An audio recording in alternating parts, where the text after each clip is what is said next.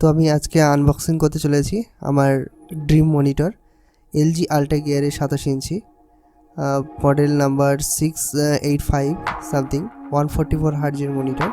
তো এটা আমার স্বপ্ন ছিল, আজকে সেটা সত্যি হচ্ছে। আমি দুর্গাপুজোর অফারে আমি মনিটরটা পেয়েছি, সামথিং 18,000 টাকা এর রেট চলে। তো আমি এটা পেয়েছি মাত্র 13,500 ফ্লিপকার্টে। তো ফ্লিপকার্টে ডেলিভারি এটা অনেক প্রবলেম করছিল, তো আমি নিজে গিয়ে এটাকে পিক আপ করলাম, কারণ ওরা বললো যে খুব বড় আইটেম, আমি ডেলিভারি করতে পারছি না, এখন পুজোর সময় চাপ আছে। তো আমার আশেপাশেই ছিল ফ্লিপকার্ট হাবটা। তো আমি কী করলাম, নিজে গিয়ে মনিটরটা নিয়ে আসলাম। আর আমি খুব এক্সাইটেড যে এখন মনিটরটা আমি আনবক্সিং করছি। তো এখানে উপরের কভারটা বার করে নিলাম, বেশি কিছু দেয়নি, সিম্পল একটা মানে কাগজ দিয়ে সেটাকে কভার করেছিল। তো আমি ভুলবশত আমি উল্টো সাইড দিয়ে এটা আনবক্সিং কেটে ফেলেছি।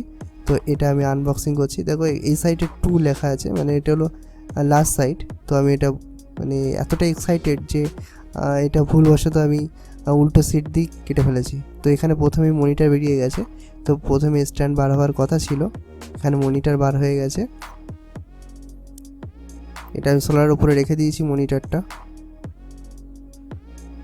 তারের বান্ডিল দিয়েছে একটা পেপারের ভিতরে, আর একটা স্ট্যান্ড আছে, নিচে লোয়ার স্ট্যান্ড আর আপার স্ট্যান্ড। তবে স্ট্যান্ডটা খুবই ভারী দেখতে পাচ্ছি, প্রায় 500-700 গ্রাম তো হবেই।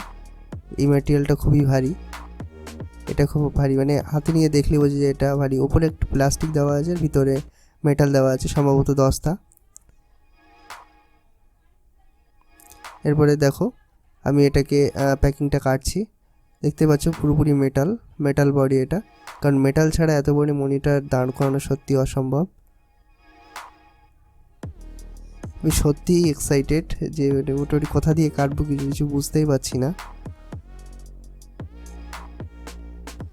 ব্যাস কেটে ফেললাম, কাটতেও মায়া লাগছে।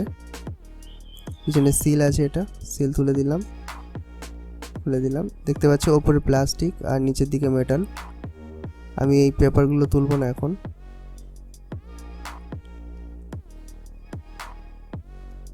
এটা হলো আপার স্ট্যান্ড, নতুন প্যাকিং।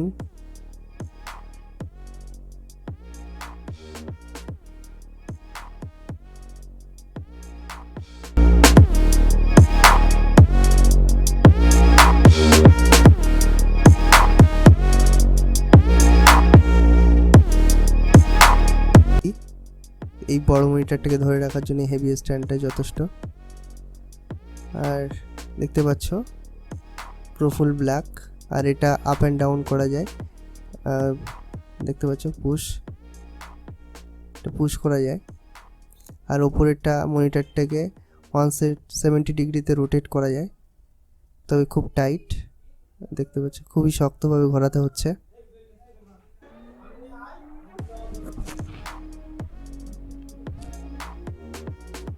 এই দেখো এটা খুব টাইট, চেপে ছেড়ে দিলে বেরিয়ে আসছে। তবে দেখি কীভাবে মনিটর বসে দেয়, সম্ভবত হয়তো মনিটরটা লাগিয়ে চাপলে হয়তো পুশ হয়ে যাবে এটা। আর নিচে নাট লাগানো জায়গা, এটা আমি দিলাম, পেপার ছিল সরিয়ে দিয়ে বসিয়ে দিলাম। তোমরা পুরো ভিডিওটা দেখতে থাকো। দেখো আমি পুরো মোটামুটি এটাকে স্ট্যান্ড বাই করা পর্যন্ত আমি পুরোপুরি রেকর্ডিং করব এবং তোমাদেরকে দেখাবো। এখানে এটা স্ক্রুড্রাইভার দিয়ে টাইট দিতে হবে, স্ক্রুড্রাইভার হাত দিয়ে হচ্ছে না এটা। তো স্ক্রুড্রাইভার দিয়ে আমি এটা টাইট দিলাম।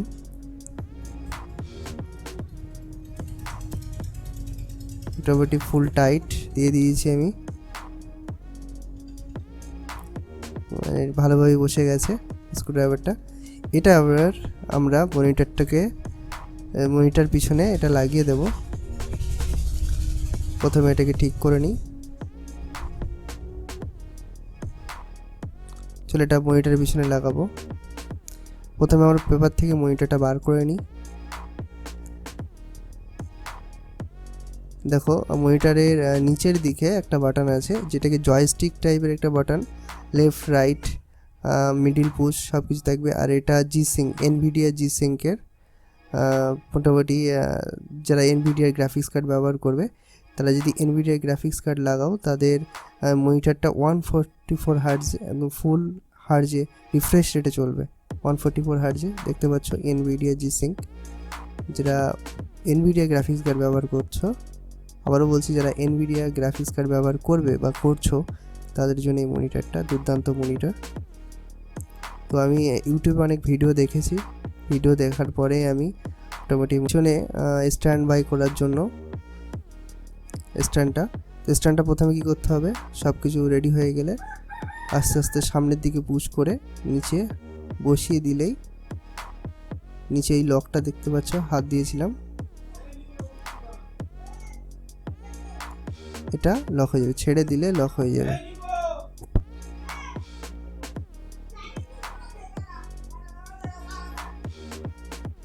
এটা হলো পুশ বাটন, লক বাটন, এটা চেপে ধরে নিচে টানলে লক হয়ে যাবে। আর এখানে একটা ডিপি পোর্ট, দুটো এইচডিএমআই পোর্ট, একটা হেডফোন জ্যাক, একটা পাওয়ার জ্যাক।